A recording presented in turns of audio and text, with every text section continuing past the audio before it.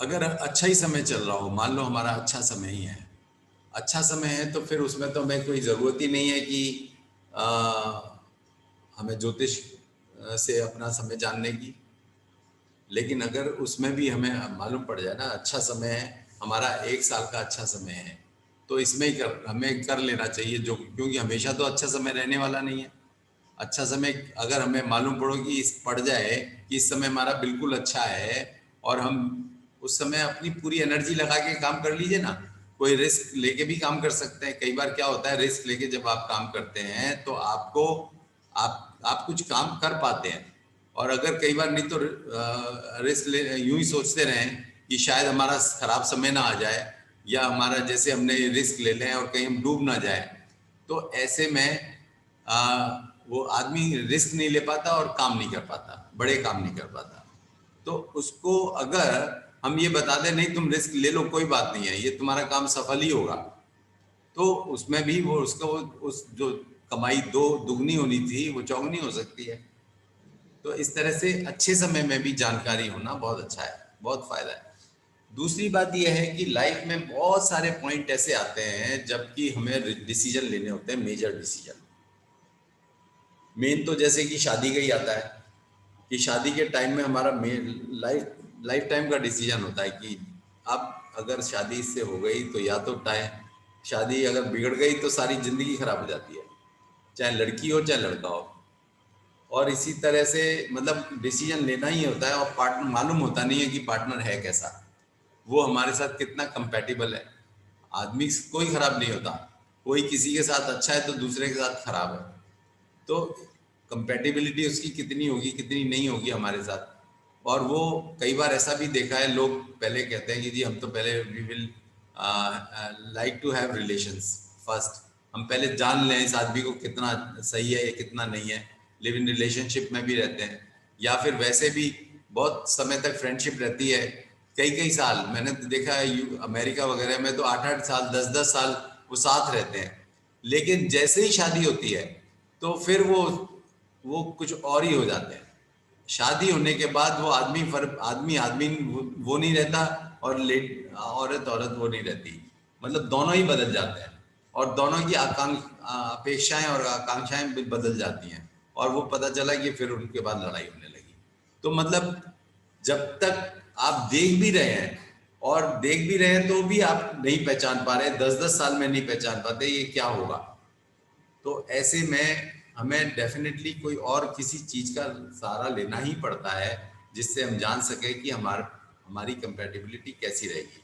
क्योंकि फ्रेंडशिप के अंदर जो कंपेटिबिलिटी होती है वो अलग होती है, और जो रिलेशनशिप में या शादी के बाद जो रिलेशनशिप है वो अलग होती है। तो दोनों में बहुत अंतर है, दोनों को जानना अलग ही एक पैमाना है उसका।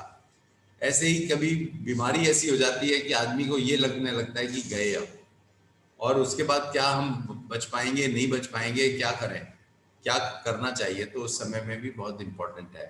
इसी तरह से जब बच्चा बड़ा होने लगता है, जब वो उसे पढ़ता है, पढ़ने के वक्त में एजुकेशन में अगर डिसीजन लेना है कि वो उसको साइंस दिलाएं, क्या है कई बार हमारा जो इंटरेस्ट है ना, हमारा इंटरेस्ट या बच्चे का खुद का इंटरेस्ट, उसे खुद समझ में नहीं आता मुझे क्या करना चाहिए। वो है साइंस के लिए अच्छा ले लेता है आर्ट्स, या आर्ट्स के लिए अच्छा है ले लेता साइंस। तो बिल्कुल एकदम गलत डिसीजन हो जाता है, फिर उसके बाद उसका रुचि खत्म हो जाती है पढ़ने में। तो इसलिए ये इस तरह के डिसीजंस हैं, जबकि हम बहुत इम्पोर्टेंट डिसीजंस होते हैं। और डबल ऐसे ऐसे मोड़ होते हैं कि अगर हमने सही डिसीजन, एक सही डिसीजन हमारे को बहुत तरक्की पे ले जाता है, और एक गलत डिसीजन हमारे को डुबो देता है। तो ज्योतिष इसमें बहुत बड़ा काम करती है। ऐसे हमारे को जॉब करना चाहिए या बिजनेस करना चाहिए, बिजनेस करना है तो किस चीज का करना है, ये सब चीजें ऐसी इतनी इंपॉर्टेंट है कि इसमें ज्योतिष बहुत बड़ा काम प्ले करती है। इसलिए हमें ज्योतिष को केवल हमें एक केवल ग्रह ग्रह ज्ञान ही नहीं है, ये हमारी लाइफ का एक बहुत बड़ा अहम हिस्सा है, अहम जानकारी है इसमें छुपी हुई है। हम चाहे इसको प्रोफेशनली यूज करें ना करें, लेकिन अगर हम जानते हैं, इसको थोड़ा बहुत समझते हैं, तो हम कम से कम इसे अपने लिए तो इस्तेमाल कर सकते हैं, अपने परिवार के लिए तो इस्तेमाल कर सकते हैं, और उससे हम बहुत बड़े डिसीजन, अच्छे डिसीजन ले सकते हैं और उससे जिंदगी को सुधार सकते हैं। तो definitely astrology is very very important for human body, human person. और बेसिकली तो बात ये है कि ये बनी आदमियों के लिए है, इसी तरह से अपने लाइफ को सुधारने के लिए बनी है, और इसका हमें लाभ उठाना चाहिए। और वैसे एक फ़ायदा ये भी है कि इट क्रिएट्स एम्प्लॉयमेंट, दूसरों को, बहुत सारे लोगों को रोज़गार भी मिलता है इसका। बहुत सारे लोग इसमें जैसे जोशी जी हैं, पंडिताई करते हैं, उनके परिवार में चलता है। बहुत सारे लोग हैं जो न्यूमरोलॉजी कर रहे हैं, कोई वास्तु कर रहा है, तो definitely it creates an employment also.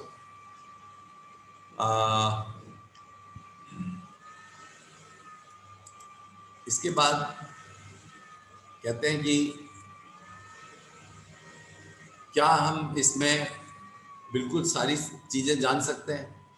तो ऐसा तो इसमें भी नहीं है। जैसे कोई भी साइंस होती है, उसमें क्या है कि हम हमेशा सारी चीज़ें नहीं जान सकते, और आज हम कुछ जान रहे हैं, हो सकता है कल कुछ और ज़्यादा जान सकें, लेकिन सारी चीज़ें हर वक्त जानना पॉसिबल नहीं होता। और इसमें भी रिसर्च होती रहती है, आगे आगे बढ़ता है, बढ़ रही है नॉलेज। तो आज जितनी नॉलेज है हम उसके हिसाब से कुछ जान रहे हैं, फ्यूचर में हो सकता है हम इससे बेटर जान सकें। तो और दूसरी बात, एक और सवाल पूछते हैं लोग, ये पूछते हैं कि astrology is based on few planets. तो सारे प्लैनेट्स तो हमने इसमें लिए नहीं है। हमने जैसे यूरेनस, नेपच्यून, प्लूटो लिए नहीं है। हमारे उसमें पूरे आकाश में लाखों करोड़ों तारे हैं, और लेकिन हम यहाँ पे सिर्फ 9 ग्रहों को देख रहे हैं, बाकी को क्यों नहीं देख रहे हैं? तो बेसिकली हमारा इसमें ये है मानना या गणना ये है कि जो हमारे ऊपर असर पड़ता है ना, ये ज़्यादातर केवल इन 9 ग्रहों का ही पड़ रहा है, 9 ग्रहों का ही असर है। बाकी जो ग्रह है, यूरेनस, नेपच्यून, प्लूटो का, या और भी जो हजारों लाखों करोड़ों तारे सितारे ग्रह हैं, तो उनका असर हमारे ऊपर उतना नहीं है। क्योंकि अगर आपको ये गणना करनी हो कि आज समुद्र में कब हाई टाइड आएगी या लो टाइड आएगी, या ये जानना है कि कब आंधी तूफान आएगा, या कब क्या और इस तरह की कोई वेदर फोरकास्टिंग करनी है, तो वेदर फोरकास्टिंग के लिए भी जो हम यूज करते हैं ग्रह, वो ये 9 प्लैनेट ही यूज करते हैं ज्यादातर। इसके अलावा कुछ यूज नहीं करते। उन्हीं 9 ग्रहों की गणना से ही हमारी सारी की सारी मीटरोलॉजी चलती है। तो मीटरोलॉजी जब अगर ये सिर्फ 9 ग्रहों को ले सकती है, बाकियों को इग्नोर कर सकती है, तो हम क्यों नहीं कर सकते? हमारे बॉडी पे भी तो उसी का असर पड़ रहा है। जिन ग्रहों का सारे पृथ्वी पे असर पड़ रहा है, उन्हीं ग्रहों का तो हमारे शरीर पे फर्क पड़ रहा है। तो इसीलिए जब मीटरोलॉजी में केवल 9 ग्रहों की आवश्यकता है, या यूरेनस, नेपच्यून, प्लूटो को तो बिल्कुल ही नहीं लिया जाता है। यूरेनस, नेपच्यून को थोड़ा बहुत अगर हमें फाइन ट्यूनिंग करनी होती है रिजल्ट्स की, 1%, 0.1%, उसमें वो इस्तेमाल किए जाते हैं सिर्फ। तो उनको भी कोई बहुत बड़ा उपयोग नहीं है उनका। तो ऐसे ही ह्यूमन बॉडी के लिए भी यूरेनस, नेपच्यून, प्लूटो का उपयोग बहुत बड़ा नहीं है, उनका बहुत छोटा उपयोग है। तो उसके लिए हम पहले, जब कंप्यूटर से हम यूज करेंगे, तो हो सकता है हम यूरेनस, नेपच्यून को ले लें, लेकिन जब तक मैनुअल हम ज्योतिष कर रहे हैं, मैनुअली देख रहे हैं, तो उसमें 1% को छोड़ दीजिए, 99% को आप कब्जे में कर लीजिए। तो 99% कब्जे में हो गया तो बस अपना काम हो गया, समझिए, क्योंकि उतनी तो एक्यूरेसी आ जाए पहले, ठीक है। और ऐसे तो अगर कहना चाहिए तो इसका भी फर्क पड़ता है कि हमारे पास हम हमारे सामने कौन बैठा हुआ है, उस आदमी का भी, व्यक्तित्व का भी प्रभाव पड़ता है। फिर हमारे अगल बगल में कौन बैठा है, हमारे क्या सामान रखा हुआ है, हमारे कमरे में क्या क्या चीजें हैं, वो हर वस्तु एक दूसरे के ऊपर प्रभाव डालती है। तो वो वस्तुएं भी हमारे ऊपर प्रभाव डाल रही है। लेकिन उनका प्रभाव इतना नहीं होता कि हम उसकी वजह से कोई हमारा भविष्य बदल जाए, इसीलिए हम उन चीज़ों को सबको अकाउंट फॉर नहीं करते। और understanding and interpreting human behavior is most difficult. An astrologer has to link it with planets and then predict about any kind of social, physical और फाइनेंशियल प्रॉब्लम। बेसिकली ज्योतिष में है क्या कि जो कुछ भी हो रहा है, ग्रह तो प्रभाव डाल रहे हैं, लेकिन ग्रह किस तरह से प्रभाव डाल रहे हैं और कैसे हम उसको कोरिलेट करें, ये ही काम एस्ट्रोलॉजी का है। किस प्रकार से हम ग्रहों के असर को, ग्रहों का जो असर हो रहा है वो हमारे ऊपर हो रहा है और क्या असर हो रहा है उसको उसको नरेट करना ही ज्योतिष है। उसको समझकर, ग्रहों को समझकर और उसको हम अपने शब्दों में बयान करें, उसको ही ज्योतिष कहते हैं। अब ज्योतिष हम अब शुरू करते हैं पहली उससे कि हमारे अल्फ़ाबेट्स क्या हैं ज्योतिष के। तो इसके अंदर 9 ग्रह, 12 राशियां और 12 भाव। हिंदी में बोलेंगे 9 ग्रह, प्लैनेट्स को बोलेंगे ग्रह, 12 राशियां और 12 भाव। हाउसेस जो है भाव बोलते हैं, और साइंस यानी राशियां।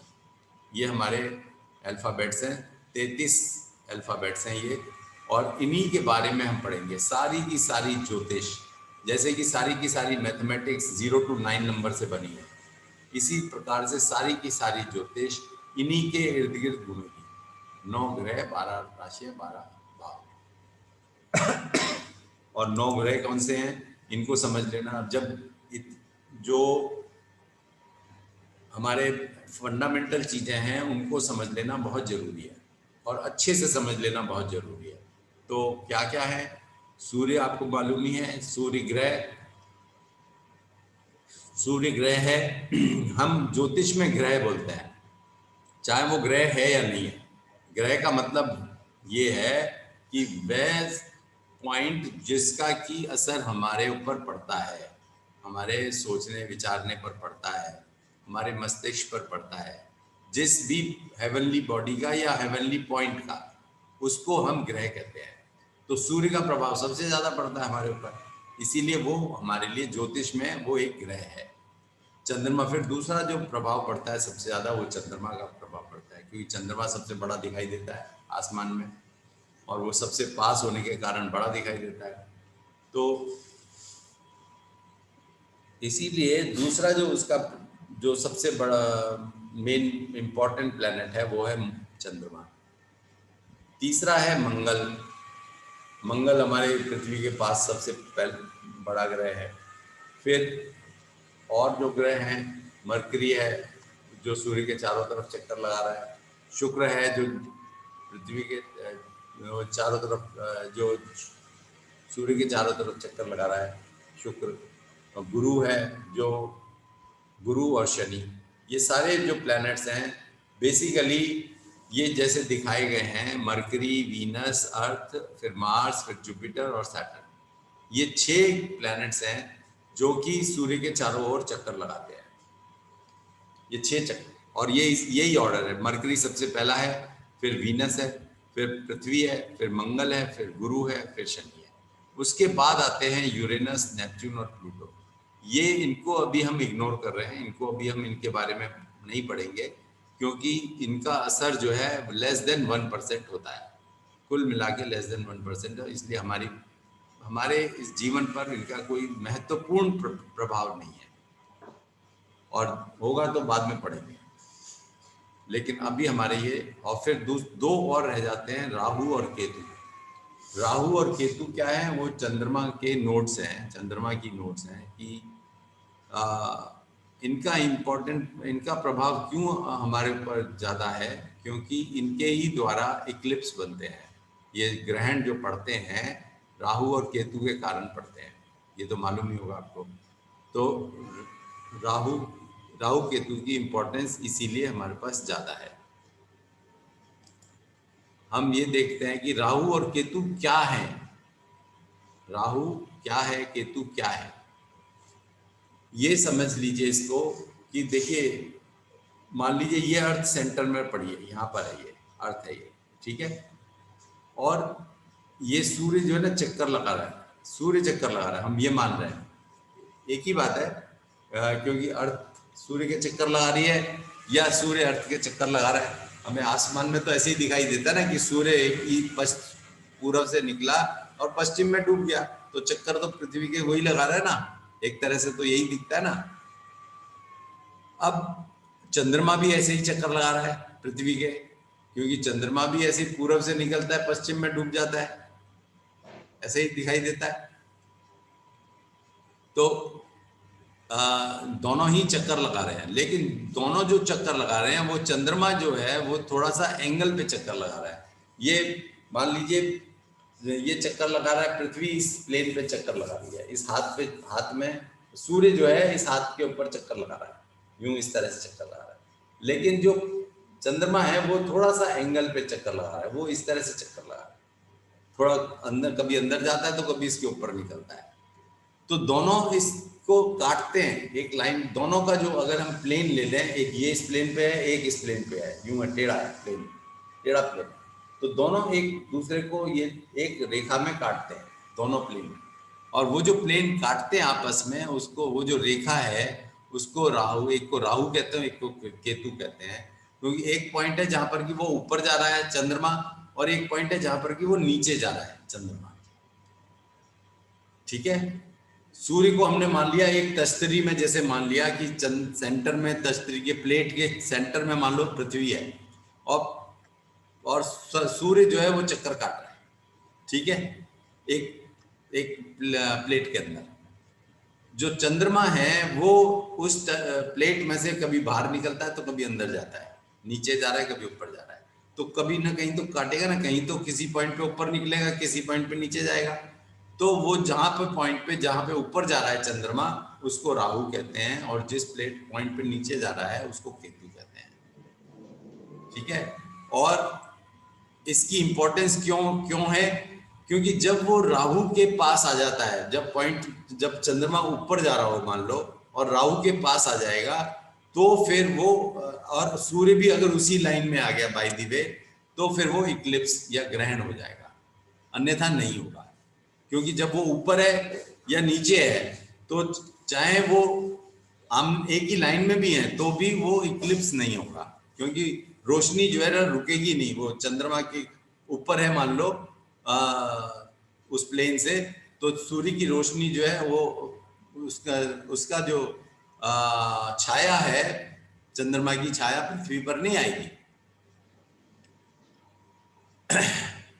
तो ये राहु और केतु की इंपॉर्टेंस क्या है कि वो, उससे छाया जो है पृथ्वी पर पड़ने लगती है, उससे ग्रहण पड़ने लगते हैं।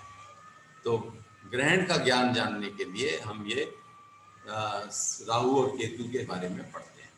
ठीक है जी, अब हम जानना चाहेंगे कि ये तो हुआ 9 ग्रहों के बारे में, कि ये 9 ग्रह क्या है।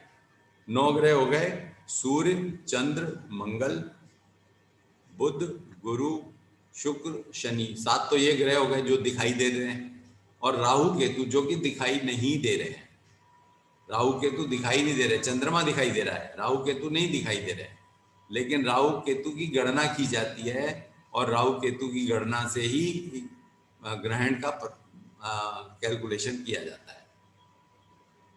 तो इसीलिए ये 7 ग्रह तो हो गए, दृष्ट ग्रह हो गए, और 2 अदृश्य ग्रह हो गए। अब हम राशियों के बारे में बात करते हैं। 12 राशियां, एक तो 9 ग्रह हो गए, 9 ग्रह हो गए, उसके बाद 12 राशियां और 12 हाउस। हम पहले 33 चीजों को समझ लें, ये 33 चीजें क्या हैं। 12 राशियां क्या होती हैं? देखिए, चंद्रमा या ग्रह या जो भी है, ये पृथ्वी यूं घूम रही है, ऐसे घूम रही है पृथ्वी। हाँ, तो पृथ्वी के ऊपर भी तारे हैं, पृथ्वी के नीचे भी तारे हैं, पृथ्वी के लेफ्ट में भी तारे हैं, ईस्ट में भी, वेस्ट में भी, साउथ में भी, नॉर्थ में, चारों तरफ तारे हैं। चारों तरफ पूरे पूरे स्फीयर में तारे ही तारे हैं चारों तरफ। लेकिन पृथ्वी ऐसे घूम रही है, ऐसे ऐसे घूम रही है, एक जैसे मान लो थाली में घूम रही है। जो कुछ तारे ऐसे हैं जो थाली के चारों तरफ फैले हुए हैं, थाली के इर्द गिर्द है, थाली ऐसे है तो थाली के इर्द गिर्द में तारे हैं, और कुछ तारे ऊपर हैं, कुछ नीचे हैं। तो जो तारे जो इर्द गिर्द हैं, जो हमारी बिल्कुल थाली के चारों तरफ सिर्फ 5 डिग्री ऊपर नीचे हैं, वो तारे जो हैं हमें दिखाई देते हैं, हमारे सिर के ऊपर से जाते हुए दिखाई देते हैं, ईस्ट टू वेस्ट। वो तारे हमें दिखाई देते हैं केवल। बाकी सारे तारे हमारे कुछ जो उधर इधर हो गए, नीचे ऊपर हो गए, वो तारे उन उन तारों को अभी हम इग्नोर कर देते हैं। और उन तारों, वो जो एक पट्टी सी बन गई, ये जो है ये पट्टी सी बन गई, ये पृथ्वी सेंटर में है, और ये सूरज जो है यूं चक्कर लगा रहा है, ये जो सफेद लाइन है सेंटर में, यहाँ पे सूरज चक्कर लगा रहा है मान लो। तो इसके जो इर्द गिर्द जो तारे हैं, उसके आगे ऊपर, वहीं पर ऊपर नीचे, उनको हम राशि की संज्ञा देते हैं। इनको हम राशि के नाम, इनको हमने राशियां 12 भागों में डिवाइड कर दिया, 360 डिग्री को 12 भागों में डिवाइड कर दिया 30-30 डिग्री के इंटरवल पर, और 30-30 डिग्री पर हमने राशियां, डिफरेंट जो तारे हैं उनको हमने राशियों का नाम दे दिया। जैसे पहले मेष दे दिया, फिर वृष दे दिया, मिथुन दे दिया, मेष, वृष, मिथुन, कर्क, सिंह, कन्या, तुला, वृश्चिक, धनु, मकर, कुंभ और मीन। ये 12 राशियां हैं। 12 राशियों में हमने सारे तारों को डिवाइड कर दिया। तो क्या पहली बात तो ये है कि ये जो 12 तारे दिखने में कैसे नजर आते हैं, वो हैं ये देखने में, देखिए मेष वाले तारे ये हैं, वृष वाले ये हैं, टॉरस, जेमिनी वाले तारे ये हैं, ये कर्क, सिंह, कन्या, तुला, वृश्चिक, धनु, मकर, कुंभ और मीन। ये हैं 12 राशियों के तारे। ये इसी तरह से नजर आते हैं, जो ज्यादा चमक रहा है वो ज्यादा दिखाई देता है चमकता हुआ, जो कम चमक रहा है कम चमकता हुआ दिखाई देता है। आपको मैं इसके बारे में बताना चाहूँगा कि अगर आप भी तारे देखना चाहते हैं, आप दिन में भी देखना चाहते हैं, तो आप दिन में भी देख सकते हैं, अभी अभी यहीं पर बैठ के देख सकते हैं। आपके एंड्रॉयड फ़ोन में, आपके पास ये अगर एंड्रॉयड फ़ोन है, इसके अंदर एक ऐप है स्टार मैप। आपको मैं दिखाता हूँ, इसके अंदर एक ऐप है, उसका नाम है sky map, sorry sky map, SKYMAP, sky map. ये स्काई मैप है, इसके अंदर देखिए तारे नजर आ रहे हैं, दिन में भी ये तारे नजर आ रहे हैं, दिख रहे हैं तारे आपको? हाँ, तो इस तरह से तारे दिखाई दे रहे हैं। इसके अंदर कोई सा भी, आप इसको डाउनलोड कर सकते हैं, ये फ्री ऐप है, आप इसको डाउनलोड कर सकते हैं और इसके अंदर आप तारे देख सकते हैं। दिन के अंदर भी आपके सिर के ऊपर कौन से तारे हैं, आपके जहां पर इसको ले जाएंगे, फोन को ले जाएंगे, वहीं वहीं के ऊपर पीछे जो तारे होंगे ना, वो इसमें नजर आएंगे। अगर जहाँ पे सूरज के पास यूं ले जाएंगे, ऐसे देखेंगे, तो सूरज जहां पर लाइन में होगा तो सूरज इसमें दिखाई देगा स्काई मैप में। जहां चंद्रमा होगा वहां चंद्रमा दिखाई देगा। तो आप देख सकते हैं कि इस समय सूरज कहाँ है, चंद्रमा कहाँ है, कमरे में बैठ के देख सकते हैं, और बाकी तारे कौन से आसमान में हैं। और अगर और रात को आप जो है उनको पहचान सकते हैं, पहचानने में हेल्प करेगा आपको कि कौन से तारे कहाँ पर है। समझ गए? और आज के दिन में रात में आपको मंगल ग्रह और शनि ग्रह और राहु, शनि और गुरु, 3 ग्रह रात को आप दिखाई देंगे, आप देख सकते हैं। और चंद्रमा तो आजकल दिखाई दे ही रहा है, पूर्णिमा का अभी पूर्णिमा होके गई है, तो अभी तो आपको चंद्रमा लेट नाइट में आप देख ही सकते हैं। तो इन ग्रहों को आप इस तरह से देख सकते हैं। और एक और मैं आपको बताना चाहूँगा कि हमारा एक ऐप है Leo star, free kundli app है, इसी में एंड्रॉयड पे आप नाम लिख लीजिए Leo star, LEO, Leo star space star STAR, free kundli. ये ऐप आप डाउनलोड कर लीजिए। ये ऐप अपने ऐप स्टोर से डाउनलोड कर सकते हैं। इसके ऊपर आप जन्मपत्री बना सकते हैं। इसमें आप पंचांग देख सकते हैं। इसके अंदर आप फेस्टिवल्स देख सकते हैं। इसके अंदर आप बहुत सारी चीज़ें पढ़ सकते हैं। इसके अंदर आप न्यूमरोलॉजी भी कर सकते हैं। इसमें आप लाल किताब का प्रोग्राम भी है, मैचिंग भी है। तो इसमें आपकी जो भी आप ज्योतिष से संबंधित चीज़ें हैं वो आप कर पाएंगे। और आपको जैसे हमारी क्लास के साथ साथ में कुछ काम करना है तो आपको कोई जन्मपत्री बनानी है तो आप उसको कर सकेंगे आराम से। तो आप ये याद करके डाउनलोड कर लीजिएगा अगली बार के लिए, जिससे कि कोई भी जन्मपत्री बनानी है तो हम उसमें डेट टाइम फीड करेंगे और आपको वहाँ पर जन्मपत्री बन के आ जाएगी। ठीक है। और अगर आपके पास कंप्यूटर है तो कंप्यूटर के लिए भी आप हमारी वेबसाइट है futurepointindia.com, या दूसरी वेबसाइट है futuresamachaar.com, futuresamachaar.com, futurepointindia.com। इसके ऊपर से आप हमारा एक फ्री सॉफ्टवेयर है, डाउनलोड कर सकते हैं। फ्री सॉफ्टवेयर का नाम है लियोस्टार इवैल्यूएशन वर्जन। वो आप फ्री डाउनलोड कर सकते हैं और उससे आप जन्मपत्री वगैरह बना सकते हैं और उसको मैचिंग भी कर सकते हैं। तो ये आपको हेल्प करेगा हमारी आगे की क्लासेस में।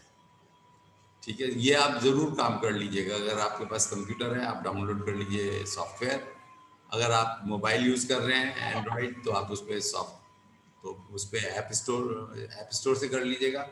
और स्काई मैप भी कंप्यूटर पे भी अवेलेबल है। स्काई मैप कंप्यूटर पे भी एक सॉफ्टवेयर प्रोग्राम अवेलेबल है, वो डाउनलोड कर सकते हैं, वो भी फ्री अवेलेबल है।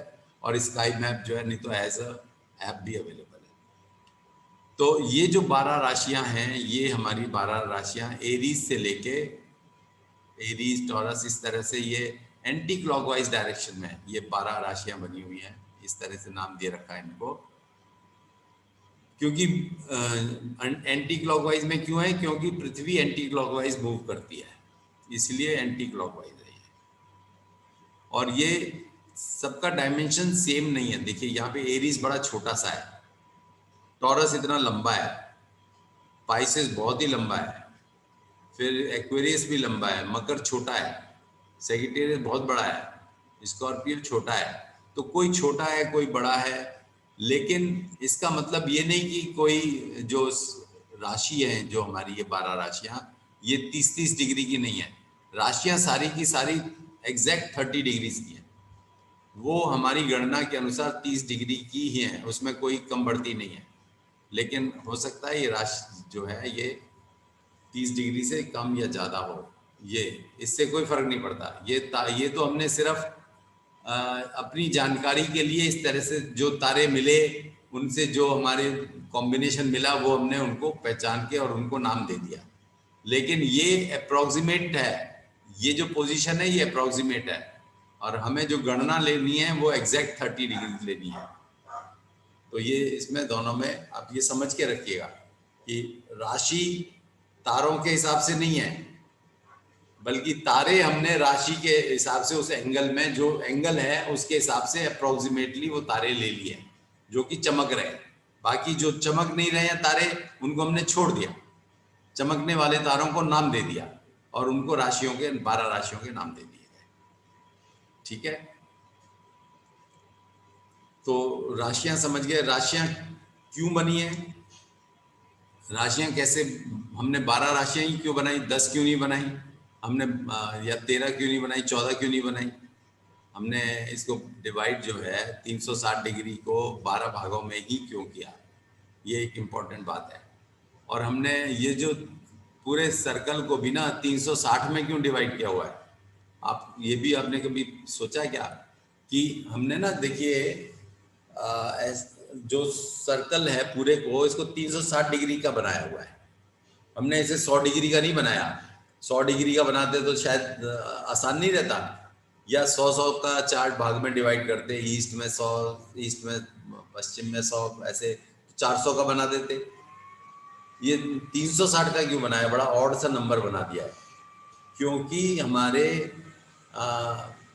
एक साल में 12 महीने, 30 दिन का साल, 30 दिन का महीना है एवरेज में। तो एवरेज में जो है वो मल्टीप्लिकेशन के हिसाब से 30 इंटू 12, 30, 12 महीने हैं। 12 महीने, महीने कैसे बनते हैं? एक पूर्णिमा से दूसरे पूर्णिमा तक, या एक अमावस्या से लेकर दूसरी अमावस्या तक कितने दिन होते हैं? एक महीना। एक महीना उसे कहते हैं। एक माह क्या होता है? एक एक पूर्णिमा से दूसरी पूर्णिमा तक के समय को एक मास कहते हैं। और उस मास को 30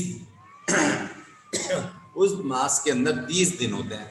30 दिन 30 दिन में आप मतलब 30 दिन और 30 रात हो जाएंगी, उसके बाद वो पूर्णिमा आएगी दोबारा से।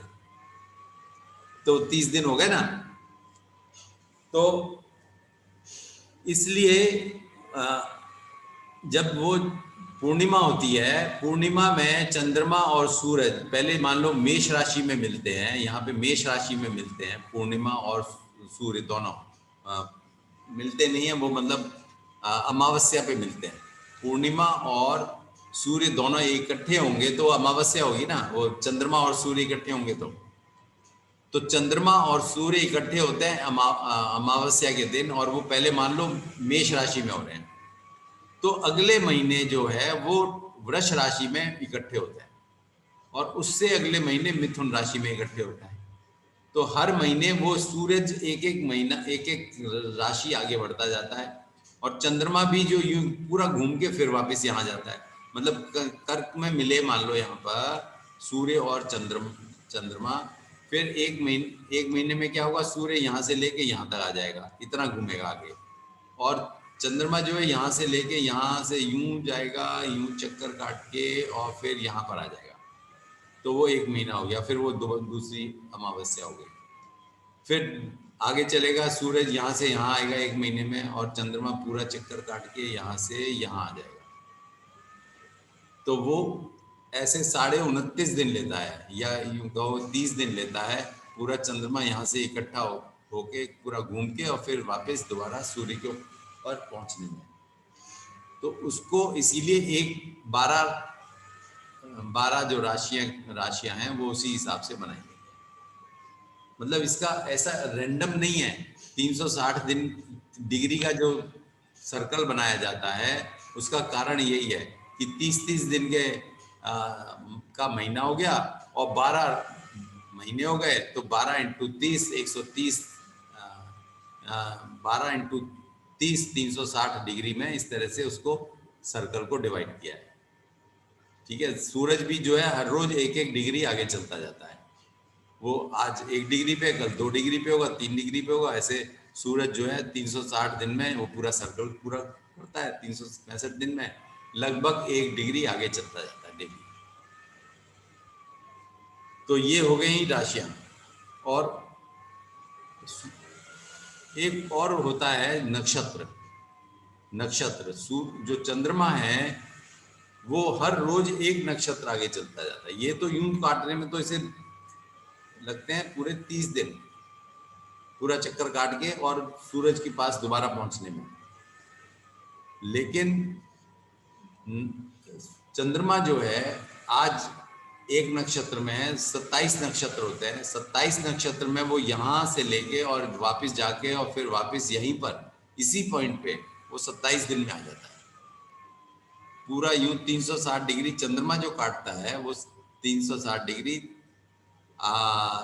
27 दिन में काटता है। और सूरज के पास पहुंचने तक इसे इतना और चलना पड़ेगा, 30 डिग्री और आगे चला गया सूरज, तो इतना और चलने में जो दो दिन लग जाते हैं, इसीलिए वो 29.5 दिन हो जाते हैं उसको। तो यहाँ तक आने में उसे 27 दिन लगते हैं। 27 दिन का मतलब है कि हर रोज वो एक नक्षत्र आगे चलता जाता है। 27 नक्षत्र होते हैं।